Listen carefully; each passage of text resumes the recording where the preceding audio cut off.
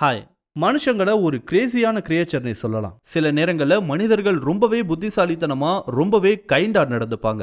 அதே மாதிரி சில நேரங்கள்ல ரொம்பவே மோசமா, பைத்தியக்காரத்தனமாவெல்லாம் நடந்துக்குவாங்க. அப்படிதான் ஒரு முறை என்ன ஆயிருக்கு, 2017ல அமெரிக்காவோட புளோரிடாவை சேர்ந்த ஒரு நபர் அவரோட வீட்டுக்கு முன்னாடி ஒரு பூனையை சுட்டு கொண்டிருக்காரு. போலீஸும் எதுக்கியா பூனையை சுட்டு கொண்டன்னு கேட்டதுக்கு, டெய்லியும் அந்த பூனை இந்த வீட்டை என்னமோ அதோட வீடு மாதிரியே பயன்படுத்திக்கிட்டு இருந்துச்சு, அதை பார்த்து டென்ஷன் ஆகி தான் சுட்டேன்னு சொல்லியிருக்காரு அந்த மனுஷன். இது அவர் முதல் முறை செய்யல.